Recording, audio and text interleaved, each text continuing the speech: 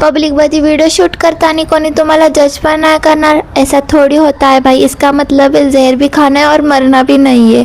Hi guys, so मी रविवार पेठेत चालली आहे परत आणि तुळशीबागेत चालली आहे. मी कुठं जातच नाही भलतीकडं, नुसतं हेच करते, हेच म्हणजे हिथंच जाते मी फिरायला. त्याच्यानंतर रिक्षात बसलो, बसमध्ये बसलो, रिक्षात बसलो, एवढंच दाखवते मी तुम्हाला. माझी लाईफ पण डल, माझे व्लॉग पण dull. But by the way तुम्हाला एक सांगते, मी माझा फोन घेतला नवीन. माझा नाही घेतला, म्हणजे मी स्वतः नाही घेतला, पप्पांनी घेऊन दिला. बट स्टील ओके, माझाच आहे तो फोन आता.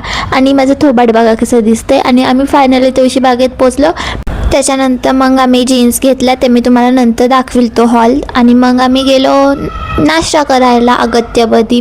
मी स्टोरी टाकली होती इंस्टावर, तुम्ही इंस्टावर फॉलो करा मला. आणि जर इंस्टावर बघत असेल तर सबस्क्राईब करा यूट्यूबवर मला. आणि मग मी स्वतःचा व्हिडिओ काढत बसले होते की मी किती गोड दिसते, मी किती गोड दिसते, मी किती गोड दिसते करत चालले होते. त्याच्यानंतर मी डोसा खाल्ला. मला खूप आवडतं, प्लेन डोसा आहे, मला तर बटाटा नाही आवडत त्या डोस्यासोबत खायला. ओके. आणि मग मी त्या व्हिडिओ शूट करत होते आणि मला लोक जज करत होते. माझे समोर एक आजोबा बसले होते, तेवढे जज करत होते मला. भाई साहेब, मला भीती वाटत होती 2 मिनिटं, म्हणून मी व्हिडिओ बंद केला परत. त्याच्यानंतर तुळशीबागेत पोचलो तर फुल घेत होतो.